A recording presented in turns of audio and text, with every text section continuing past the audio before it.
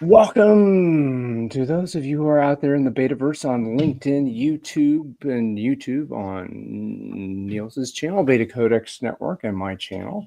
And here today, we have a special guest. The special guest, a repeat performance from the special guest, he of the book's Community, Confronting Our Freedom, and so many other books, The Inimitable, and fantastically wonderful, Peter Block in the center of the screen. Hello, Peter. Hello. Nice to be with you both. Thank you for being back. Yes. And I neglected to introduce you into our universe here, Niels. So, I apologize for that. The context for today being your most recent book, Peter, Activating the Common Good. And both Niels and I have, read it and absorbed it and desire to take it into our lives and work.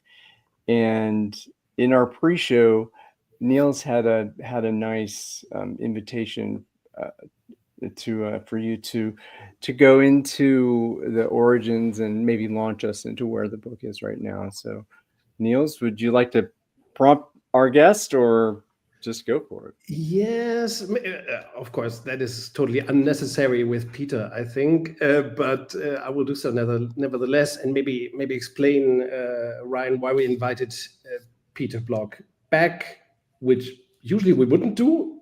But the problem with Peter Block, I think, is that we like so many of his books, and his opus is so interesting, and also so continuously evolving.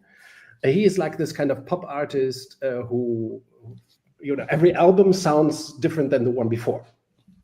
So I think the Joni Mitchell of yes, Joni Mitchell comes to mind, but many other artists, of course. But most business book writers, they stick to their topic, and not so Peter. I hope it's fair to say that you have evolved so much since the consulting book, the big best-selling book you wrote towards the beginning of your career, and now you landed at Activating the Common Good.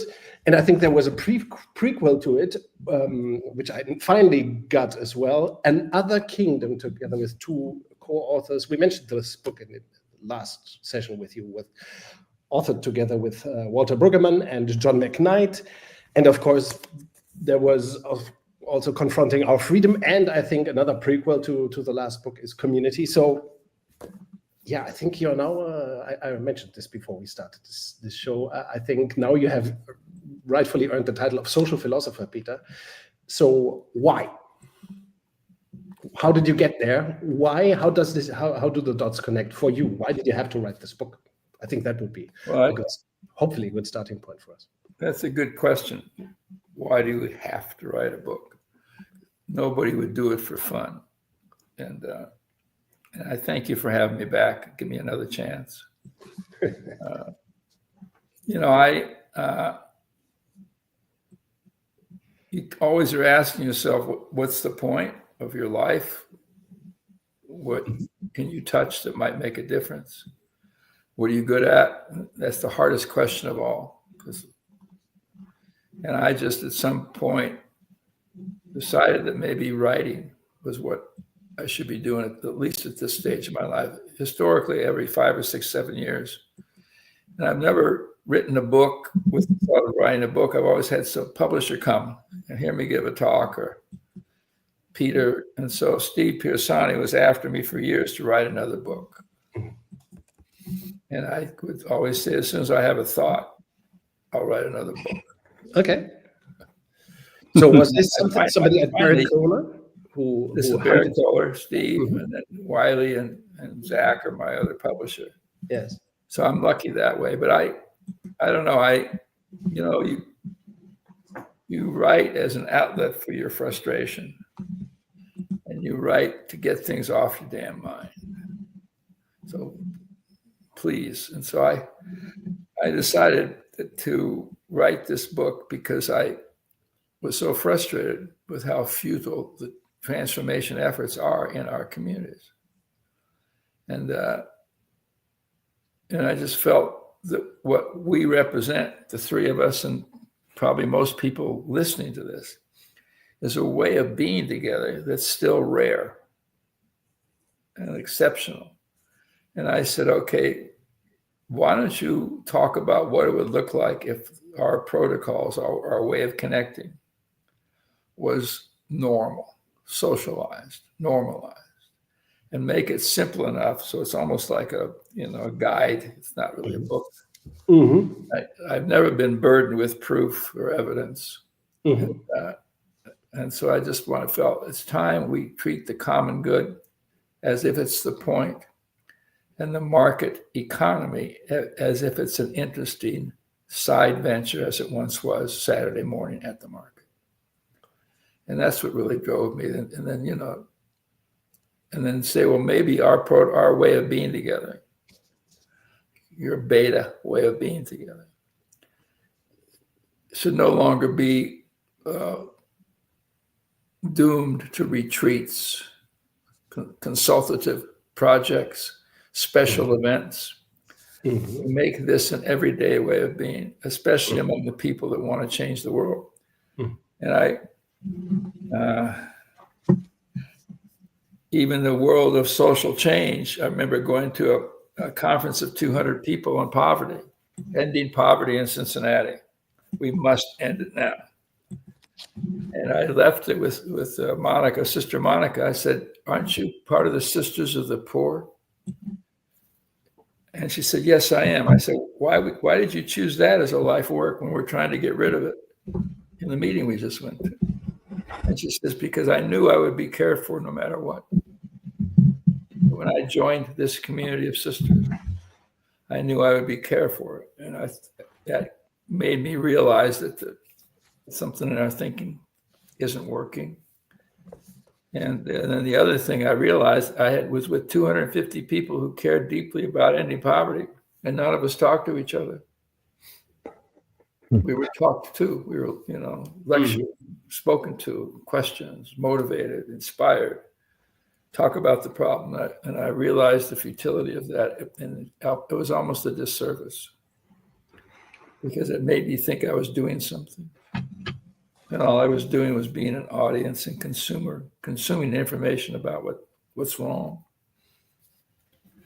That's a long answer to a question you didn't ask, but that's what we do. It's a good answer, Ryan. You. I think this, to me, there's so many really wonderfully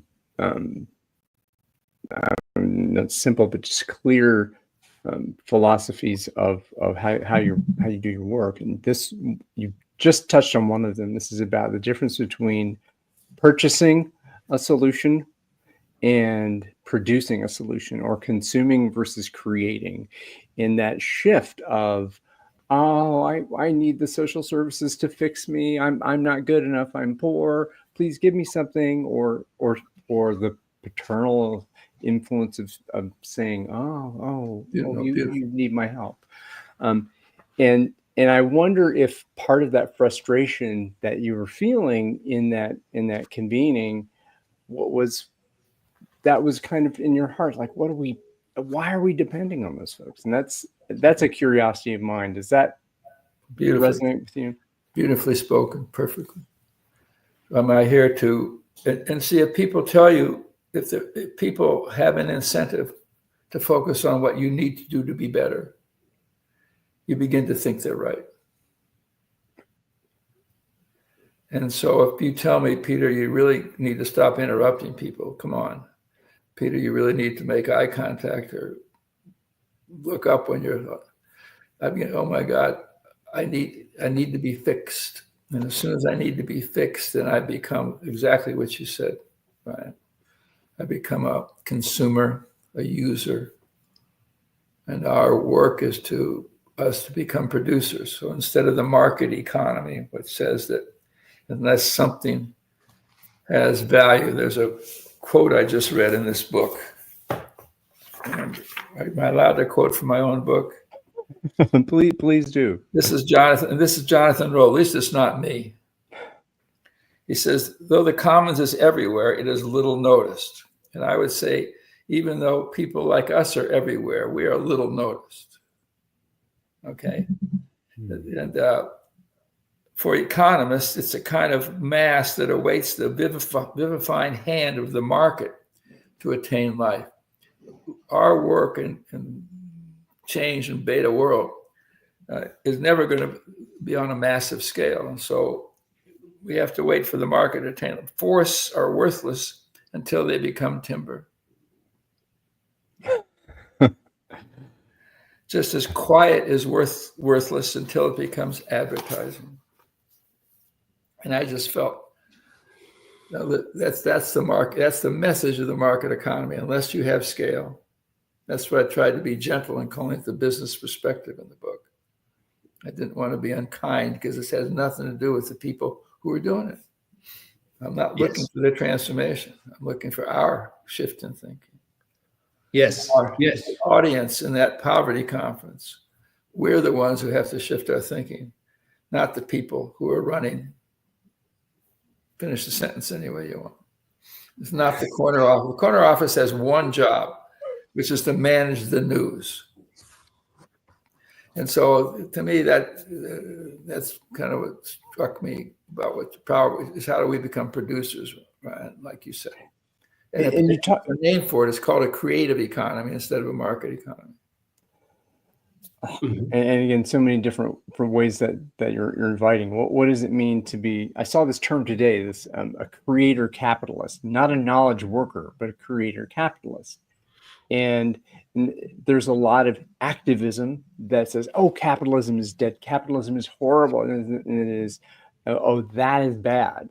And I think one part of the book, I think it's that rings into what you were just saying is about you're not demonizing the business perspective, because the business perspective and the common good perspective are always going to coexist. They're always going to be there.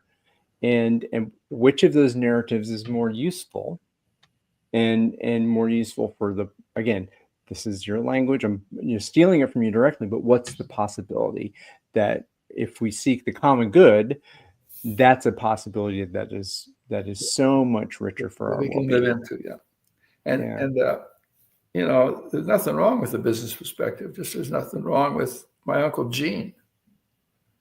He just is Uncle Gene. But don't make him the center of our life. Don't make that the criteria. When I ask you, how are your grandchildren? Don't tell me what they do for a living.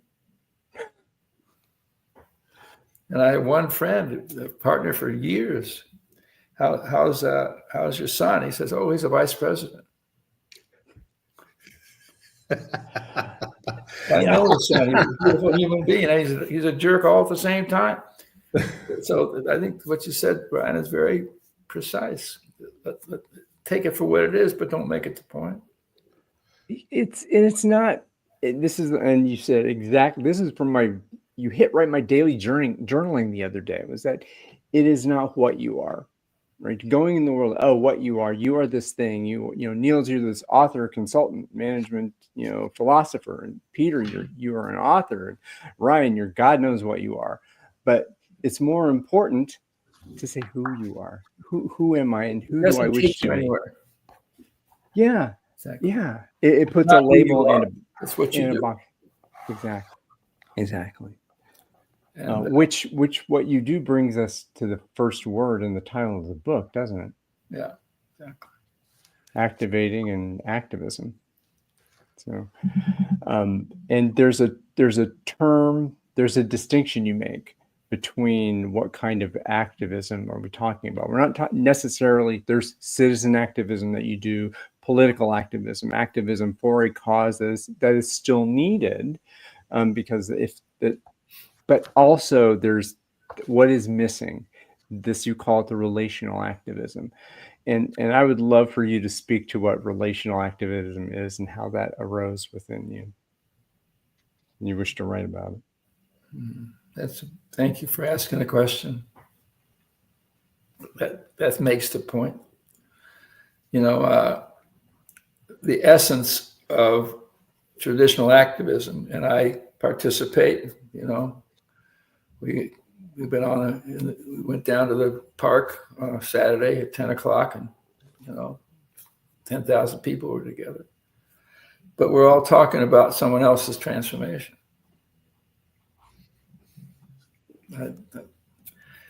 And what a waste. Mm-hmm.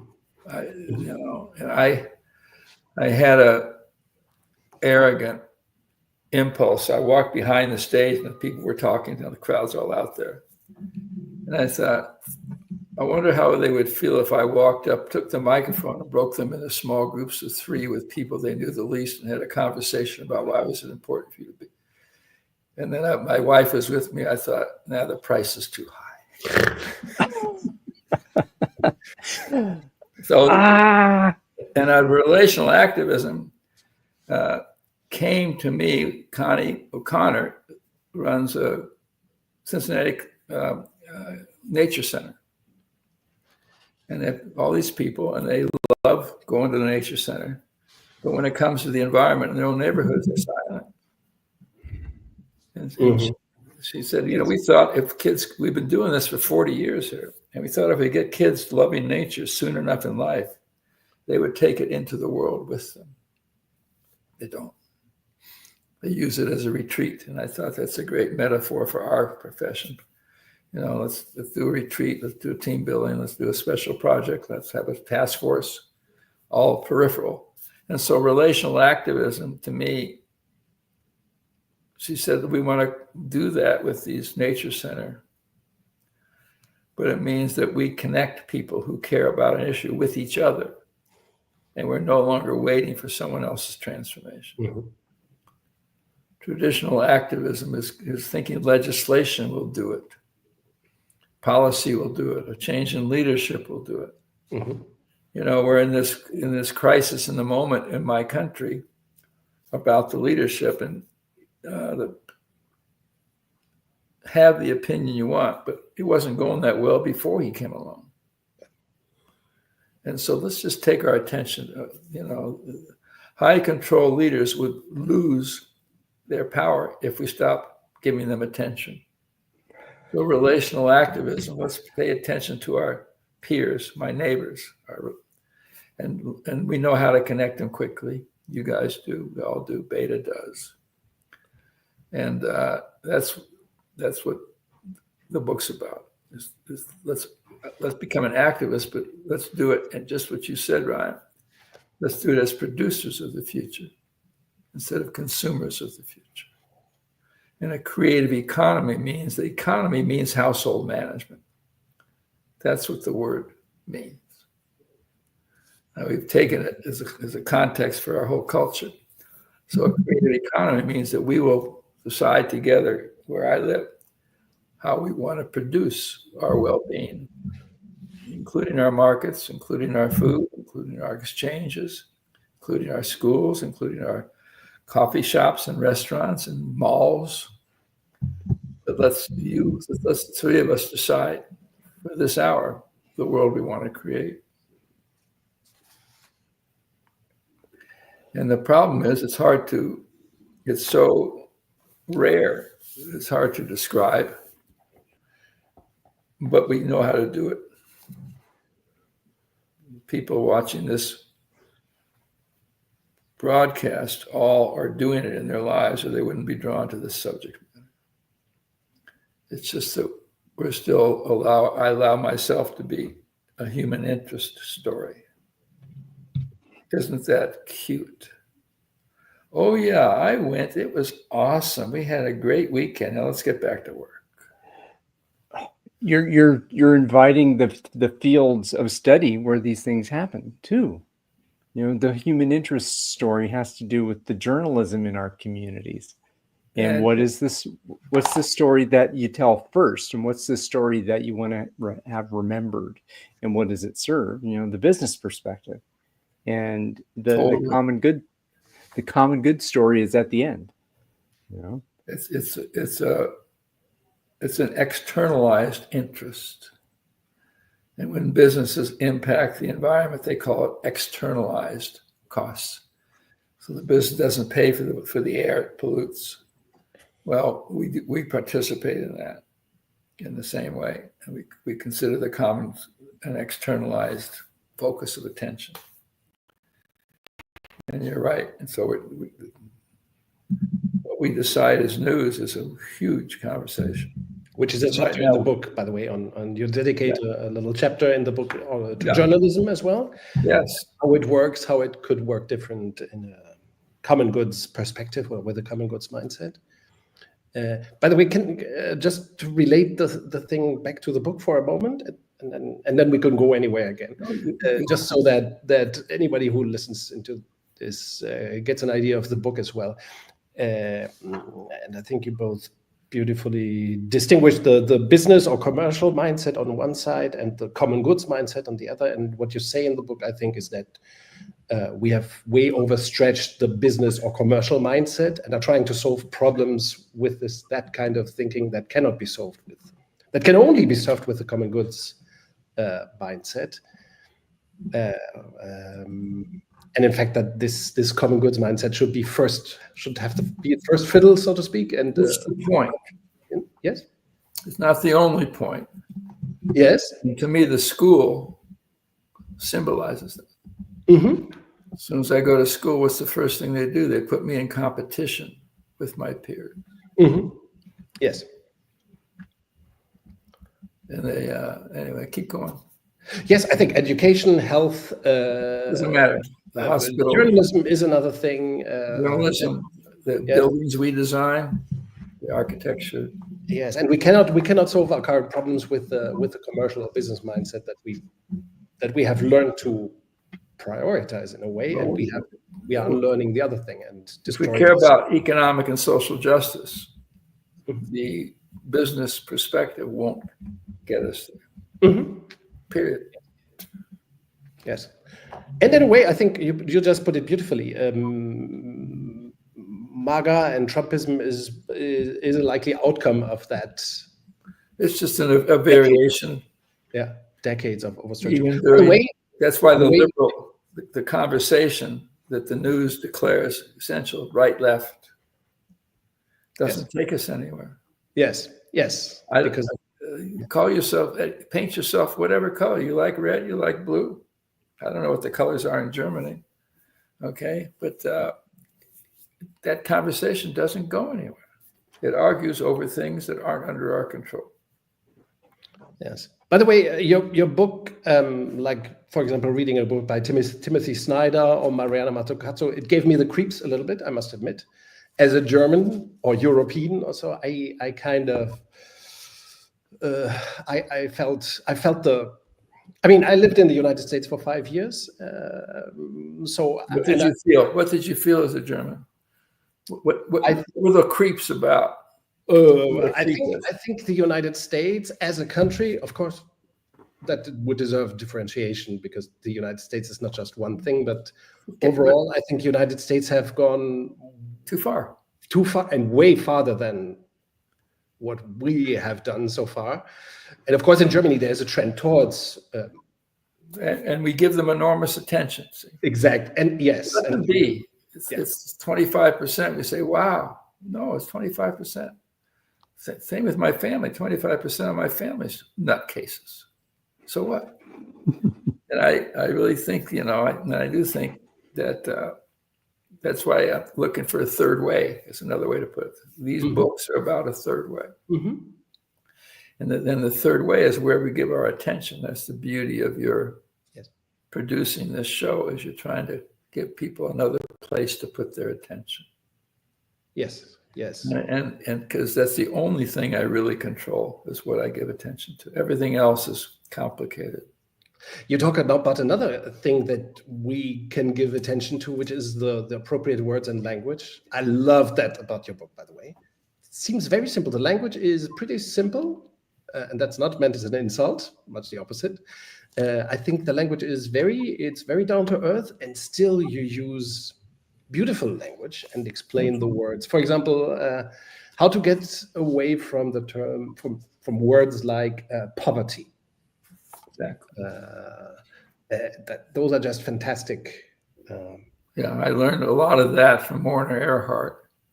Where he you mentioned him. Do you want to talk a little bit about that? I only knew that name because I think he was kind of close to John Denver when John Denver passed away. Was he? And as a child, 14, 12 years or so old, I was a fan of John Denver. Not sure why, but so I heard about this guy, and he seemed odd, and there was bad press about this guy. Yes, and he kind of inspired you, right? Well, I just, sometimes you hear a sentence and it changes. It gives you something. Yes. You understand something that you always knew but didn't have the word for. And so Yes. when he talked about possibility versus problem solving, and you like in John Denver, now I know why when we play football in Germany, everybody thinks it's a John Denver song. I didn't realize that was a culture. Now I understand. Maybe you haven't noticed, but I did not. Anyway, I think that's what we offer each other as a frame and a context to make mine what I've always known to be true. That's what I think I've tried to do with the books. Is there a language we can use that takes us somewhere? Yes. Yes. More than just describing the world. And somehow describing the world has its own ideological stiffness. Yes. There's a wonderful book, forget her name, it's called Decolonizing Methodologies. And she talks about how anthropologists, when they study indigenous cultures, do them a great disservice just in the act of study. Oh, I want to study you. Oh, stop that. I want to become you. I want to join you.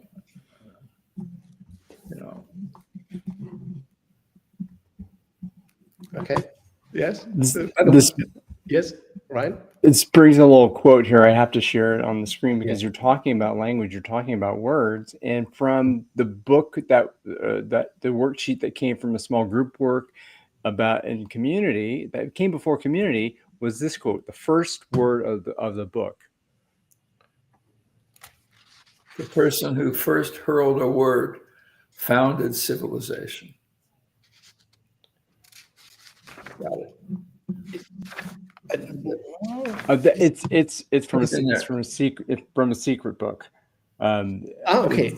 It was the book that preceded community. Yeah, from if I recall correctly, I think we talked about that a little bit before.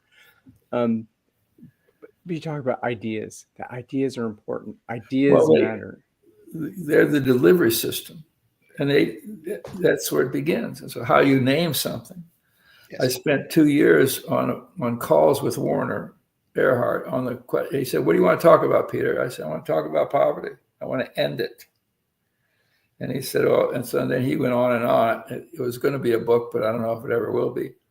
But to call somebody poor is to declare them broken. And there are cultures, or times when people not having money it was not shameful. They just did other things. And so I think for what we're trying to do with activism, with social economic justice, another alternative that I got from Darren Peterson, a friend who does the Common Good Collective, he says, instead of what do we call people if we're not going to call them poor? He said, call them economically isolated. Well, what difference does that make? You're just playing with the words. No, it's absolutely brilliant. That's far more than a wordplay. I think it's extremely economically isolated. Now I know what to do. I need to end their isolation and use the economic. Socially isolated. I think you use that in the book. Socially too. Yeah. And that becomes the business case for relational activism, is to end social. And we know how to do it. We just have to decide that it matters. That's what you're doing with this podcast. You're saying, okay, we're going to decide what matters. And you're a host for an alternative future. That's all. And our choice of works redefines the problem. I think that's the powerful thing. It's not a wordplay. Of course, it could be perceived as a wordplay, obviously, but it's not at all. If you say, instead of a person is homeless, you explain this in the book as well, that person is socially disconnected or something like that, or economically disconnected. Socially isolated. Yes. Then where does it takes you somewhere? What you call something takes you somewhere. Yeah. And if you and right now, by naming deficiencies, it takes us into deficiency correction, which doesn't.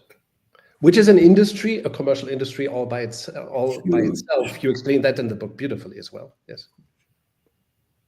And so it's really just how do we create the alternative together? Now you have to see the reality at the moment, but you don't want to get too judgmental about it.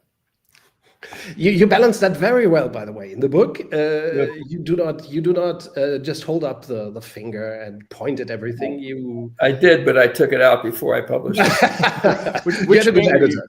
You had a good editor. And I'd be remiss if I didn't speak to one of the most impactful posts that Niels has put out there about the distinctions. That there's this huge list of the dark side and the light side of the words that are used. And again, this brings us into the organizational context that I would certainly like to bring that too. How does the organizational part, but what is leader versus leaderships? What is in this, the idea of, again, I'm not going to read the litany. We'll put it in the show notes, but the distinctions matter. Clarity matters. Precision matters when we speak with each other. It allows you to be purer or cleaner in what you pay attention to. So we're going to pay attention about the people's gifts, or you want to pay attention to their deficiencies. It takes you into two different worlds. And the gifts we postpone. We give the gifts on once a year, your birthday. You resignate, when you retire, when you're dead. The major gift sound conversation they're going to have about us is when we're dead. It's called a eulogy. And so why don't we, so that's the whole work. Relational activism says let's come together, even for people who are economically and socially isolated. Let's confront them with their gifts. And the community with its needs that can be contributed to or solved also. The community with its desires, what it wants to create. Yes. And it's a huge. I understood your book also as a manifesto against our preoccupation with buy-in, and a manifesto for chosen agency, creating chosen agency among us and everyone. Yes, and in the detail. So everybody loves to ask questions, but some questions in the asking, in the construction of the question, produce agency in the person answering. Others produce them as if they're an effect of their history. Tell me about your history. Tell me about your story. In the simplest way possible, when we come together, you say, oh, tell me a little bit about yourself. I was born in an early age. Okay. My mother this, my father that, Cincinnati that. Yeah. None of which has me as a player. It has me as a product. Instead, you can say, why was it important for you to be here today? Now I want to know what things mean to you. And as soon as you tell me what meaning you're giving to the world, you're producing that world in the statement.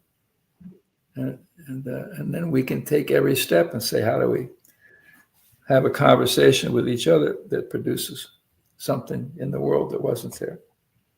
How do the three of us be together in this hour in a way that takes the three of us somewhere? And then you pray that other people will find value in that. Go ahead. On the topic of taking us somewhere, that brings me to what the first question is. When you bring that group of three people together, and one of the questions you invite, what is the crossroads that each of us are in when the three of us are in that group together? Why did you come to this convening, and what is the crossroads you're seeking to what are you confronted with that you're going to choose, and what agreement, what context does that set where we are in this room because we have chosen to be?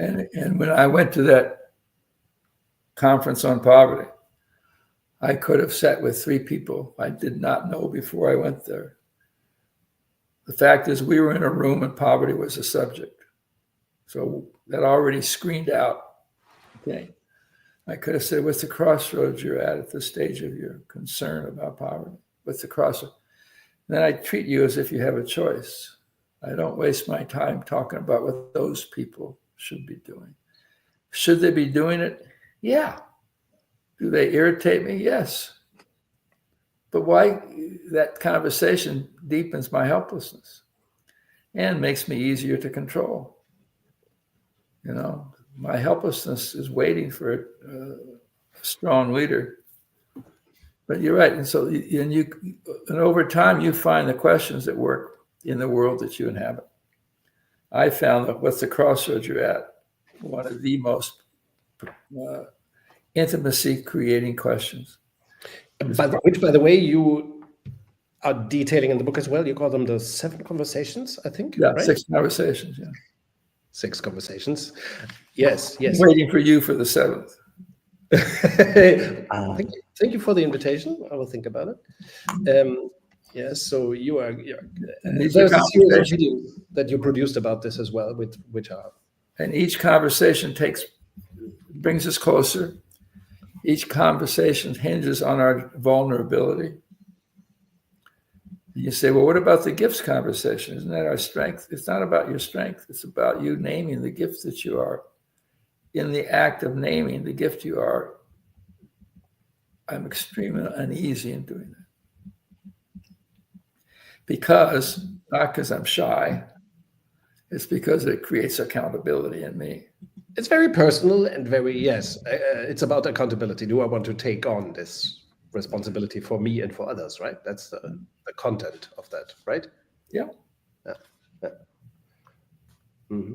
I mean, commitment is the 5th conversation. So yeah, it's a promise. See, I make a promise without expecting anything in return. That way, if you disappoint me, it's got nothing to do with my fulfilling my promise. Otherwise, I'm living a life of barter. How our marriage, our life, our children gets commercialized. I think about exactly that phenomenon, because when I founded or co-founded the BetaCodex network, since then, I've been continuously disappointed with everybody else's engagement, of course. Right? But still, and rightly so. And rightly so, of course, but I still cannot wriggle. Yeah. How's it going? You know, exactly. Terribly, but I cannot can stop. You know, and it's not because of vice. It's or trauma. It's because I think I have to do it. And of course, I have Ryan and others who are not disappointing me all the time. But you must have felt the same. And it's very. James Hollis says the purpose of marriage and long-term relationships is to be irritated with another human being over a long period of time. That is the point. The same goes for having kids, right? Having children. Yes. It comes right in the conversation. It's a commitment conversation, you know, or what better way to say you're committed. And ownership. I love the ownership piece too. Ownership, agency, ownership. This is what relational activism is about.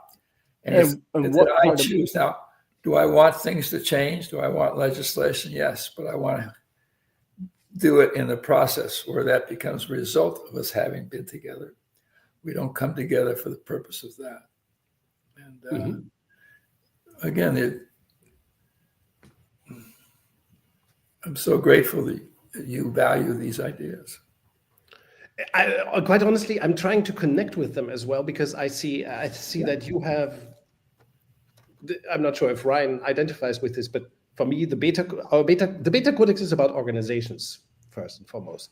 So there's a risk of overstretching what we are doing. However, of course, there must.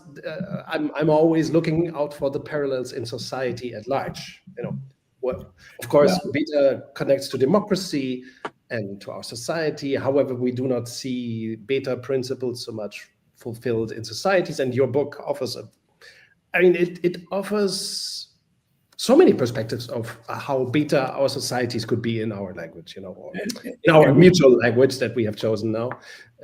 Ryan, yes? I was going to say almost every one of the it is such an alignment between your work and the 12 principles. I mean, I could read them off, and you could speak that each one of them speaks to about agency and confronting freedom and shared accountability.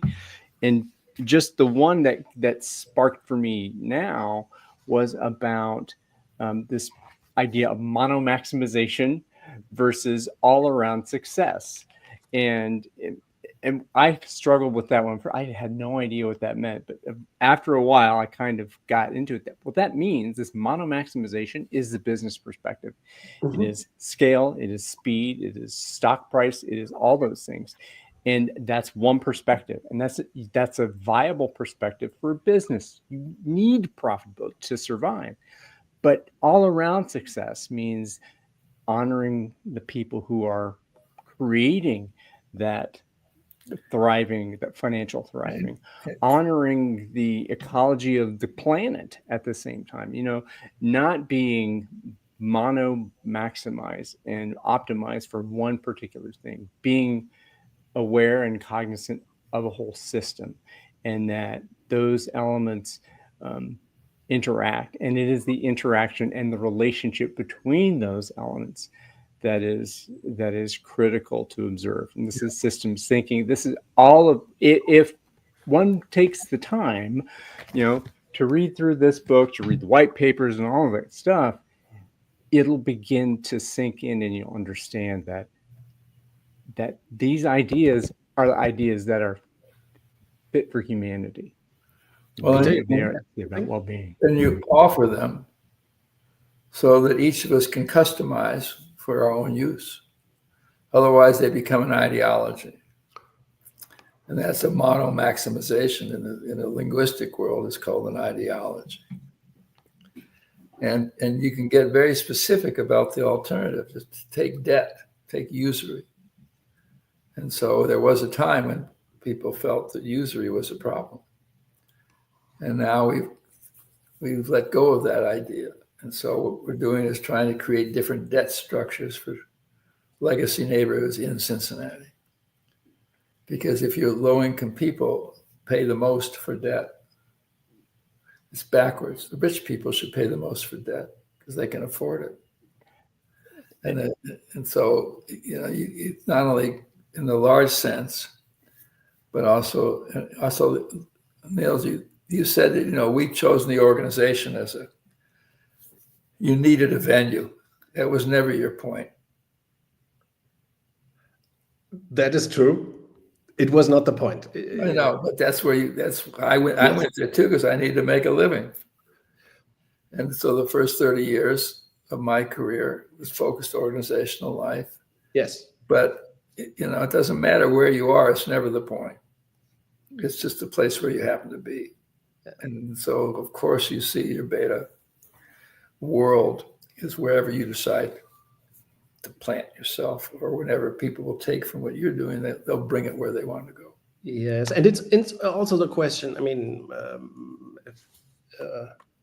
where as authors, for example, we focus on certain topics like organizational development and so forth.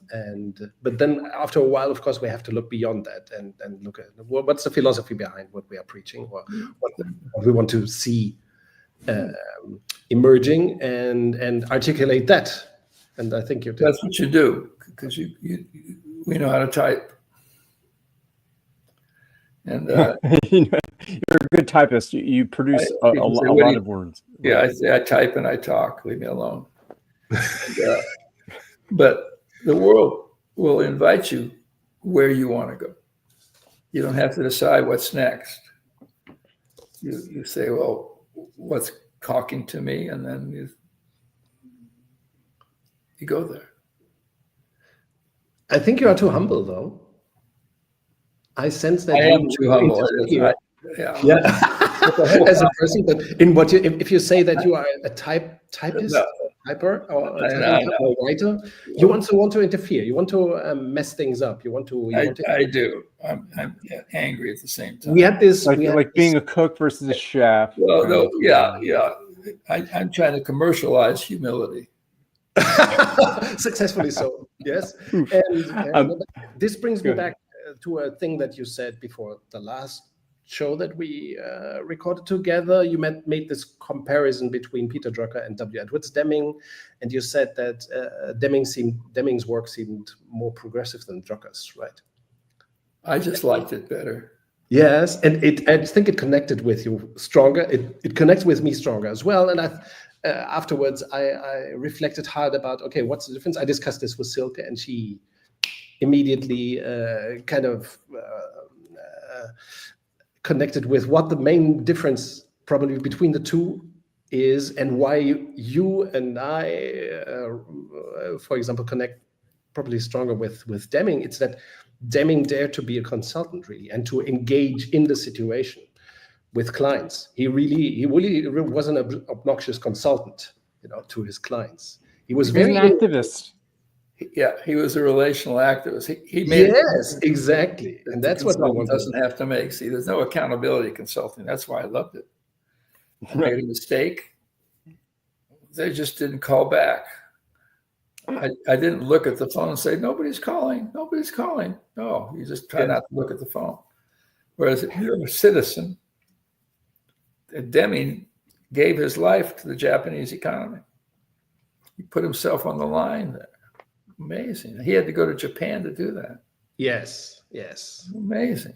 Very interesting. And how not sure if you have seen videos from the 1980s and 90s in which he talks to America, and he is really how to say it, he is not insulting, but he is harsh with Americans. He is, but he does it in a way that's loving.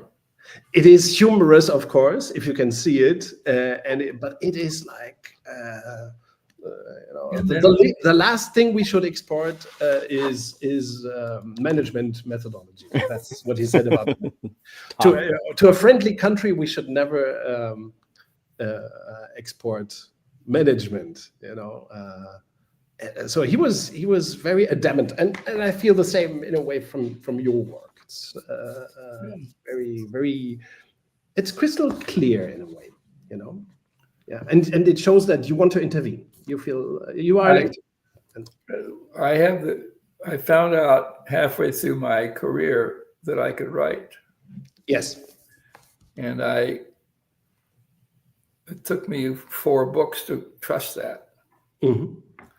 And then, what was the first that you were happy with? What was the first book you were? The Flawless Consulting. That was my first book. Yes. And the one you were happy with as a writer? No, not as a writer, no. But then it worked. I felt fraudulent. I had 2 partners who were very conceptual, and I was doing boxes, steps. I wrote it for an engineer and a systems IT person. And when I published it, I said, I hope Marv and Tony never read it. I will be Marvin Weisbord, right? Yeah. Marvin Weisbord, Tony Petrella. They were very, and then it worked. And what do you do with that? But after a while, I realized that maybe I can write in a conversational way. Mm-hmm. I mean, you mentioned the engineer. That invites another book, that the engineer, the economist, and the artist. Those 3 roles from the answer to how is yes. I'm trying to think, which book was that? A book you were proud of, or is that a book that you didn't like? I don't remember. I'm proud of them after I write them, but the moment of turning in the manuscript, I won't use the word because I can't think of a gentle word to use. But well, the author below me on the screen here probably knows that feeling. And so what? You summon your arrogance to turn it in, and then it turns out later that it was fine. It was just some period.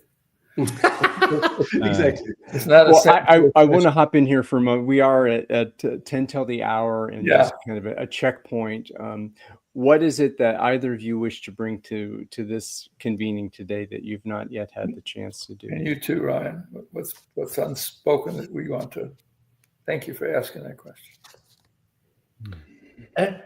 I have to say something about it took me a while to get what this is about, activating the common good. I think rereading it, rereading it, trying to understand it, and marking many things, I thought that with each other, for each other, that would have been an alternative title. With each other, for each other, which is something that Ryan and I use, an expression we use, and brought to English. It's translated. It took me forever. Yeah. Come up with a title. The one I wanted was "We Are Not Divided." Ah, very good as well. And then the publisher interfered, right? I know that. Yeah, and then we looked it up, and there were 13 books already with that title. So okay. We Are Not Divided is a popular thing. We Are Not Divided, right? Yeah. So I fussed over it. I could not find the title, which means I didn't know what the book was about. Yes. And now the relational activism, I would even go after it harder if I did it now. Mm-hmm. Something there. Mm-hmm. Yes. The more painful the world becomes, the more useful the ideas are, and they're everywhere. They're all within reach and walking distance. Yes. By the way, I have to accentuate this again. This book does a brilliant job, I think, at explaining the models of the two modes of thinking, and let's say also the concepts behind it, or the different layers of attention, so to speak. There is a whole chapter about, I think, 7 layers of focus, also where we should bring this model to, or where it matters. And you get, in the last part of the book, you even get to, you mention initiatives, community initiatives of different sorts, social initiatives by and large, that have brought this kind of thinking to life. So it's it's philosophical. It spans it has all the whole arch between the philosophy, the conceptual part, so to say, the language. You talk about the language very effectively, I think, and you mention it. Not you prove that it is possible, that it exists in this world, and that all that in such a relatively slim book. Oh. It's a feat. It's an accomplishment. Yeah. Thank you. And I think that's what struck me, is that, certain phrase, they stick with you, and then you write them down because they stuck with you. Mm-hmm. You didn't write them down, and then they stick with you. But the notion that the future exists in the present, if we just look for it. Wow. And that's what and then I also wanted to take these ideas into specific areas like architecture. Mm-hmm. And I only did that because I ran across Ross Chapin and Christopher Alexander, 2 architects. We talk about the quality of aliveness, and then you take it into the church, and you do that because I ran across Walter Brueggemann and people in the church, and I have examples there. And so I feel the church has the language we need. I don't care about the church as an institution, and then the economics, and then journalism. These things all are specific domains that we need desperately to become, to see an alternative future. Yes, I think that's something I found it hard to connect with that element of church or religion, but I think ultimately you're talking about faith and I'm talking about faith. There's a beautiful guy named Kevin Jones, who, with his wife Rosalie Harden, have created something called Faith and Finance.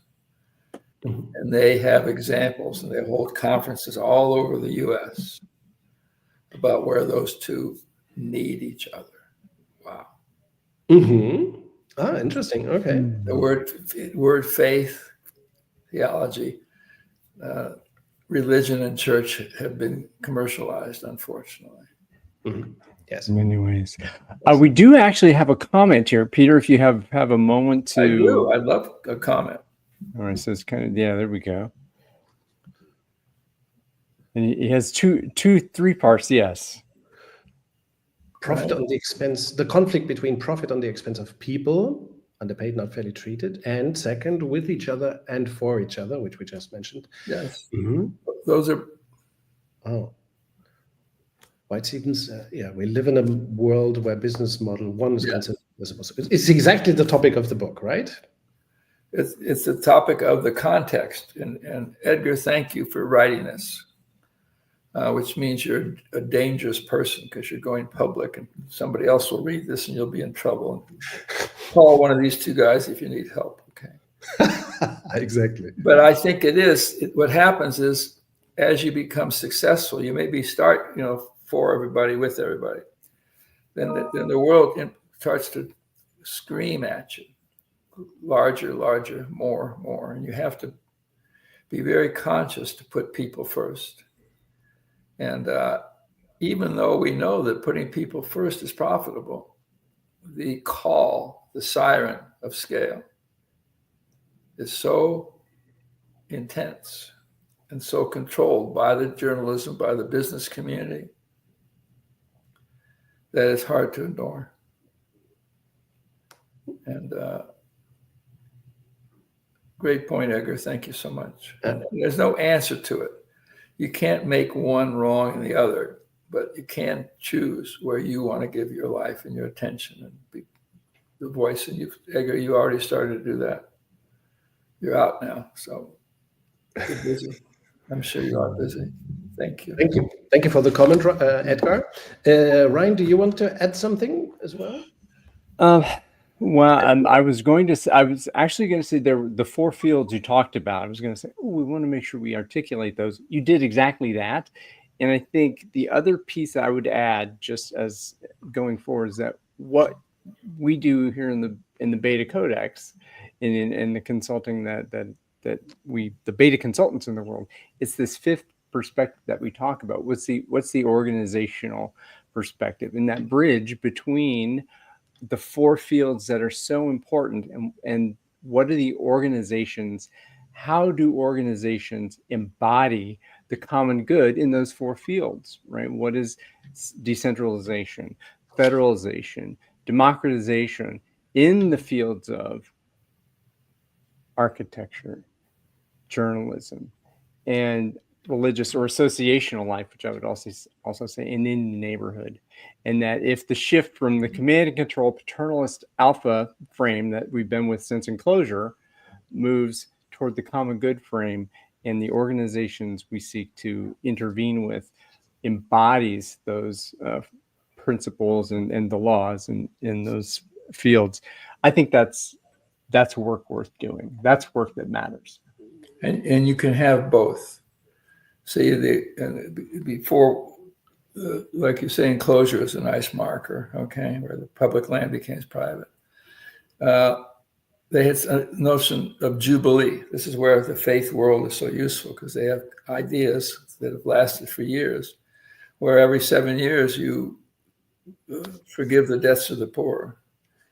And what they would do every year after the harvest, they would leave the gleaning, the extra stuff on the ground, so poor people could come and eat.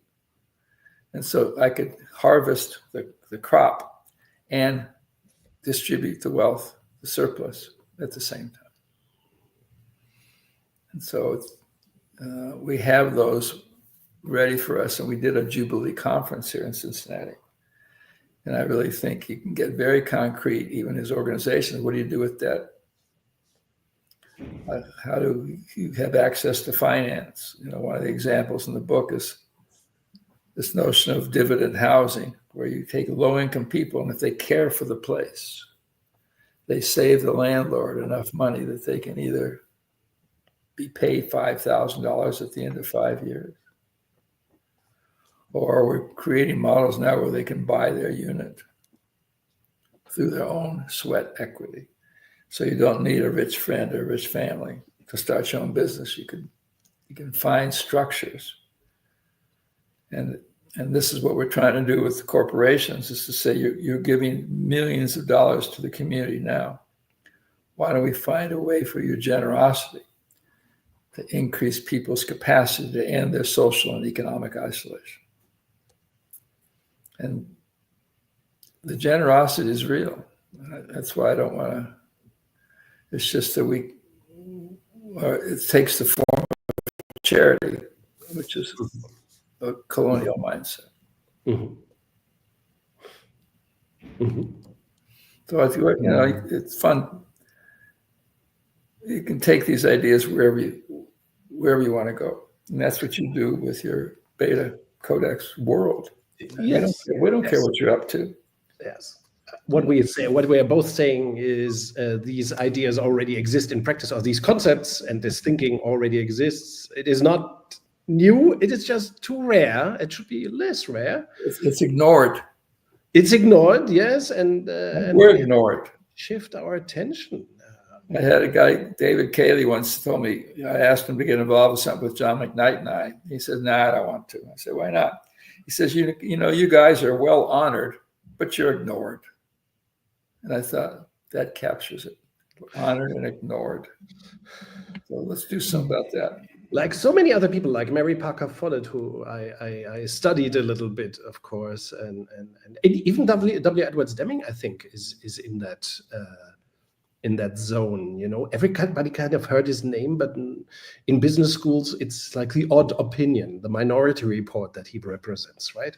Or Toyota even, yes, which is bizarre. Yeah. Or they're the management heretics. Or the heretics. Exactly.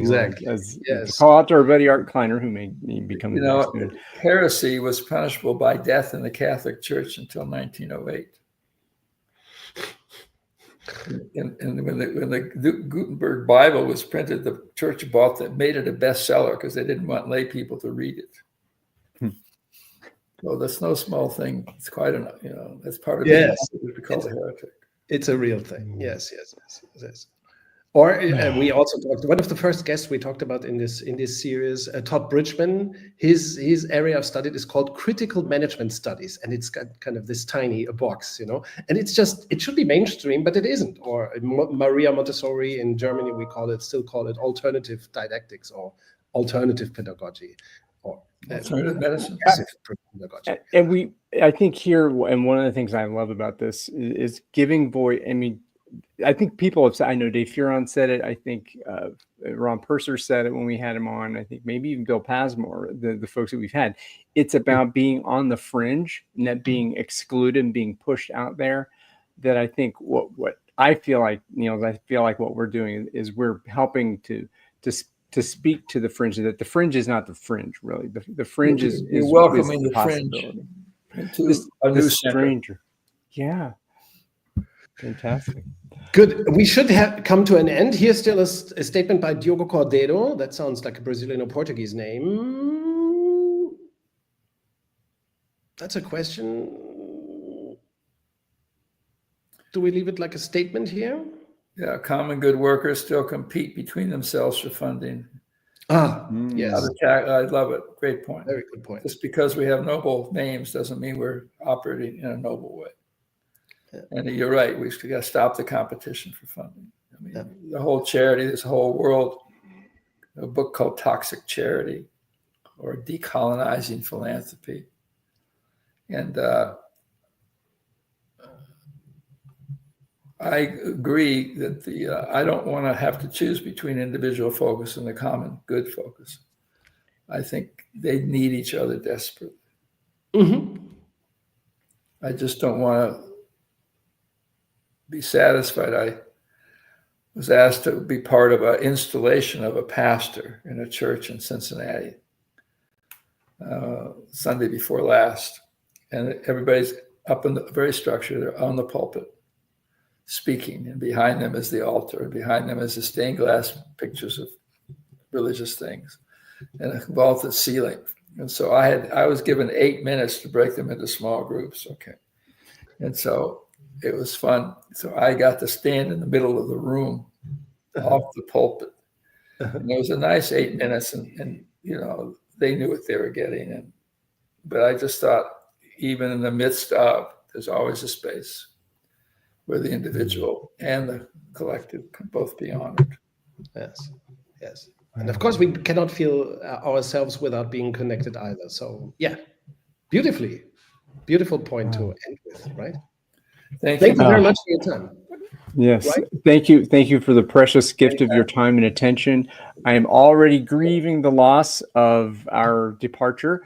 And for those of you out there in the Betaverse, Thank you. you may Read be the book, strangers, but thank you. everyone. Read the book, read that book, and we will Be in see you touch. next time. We will see you next time. Maybe you give me a third chance someday. Yes, Oh, with pleasure. With pleasure. absolutely.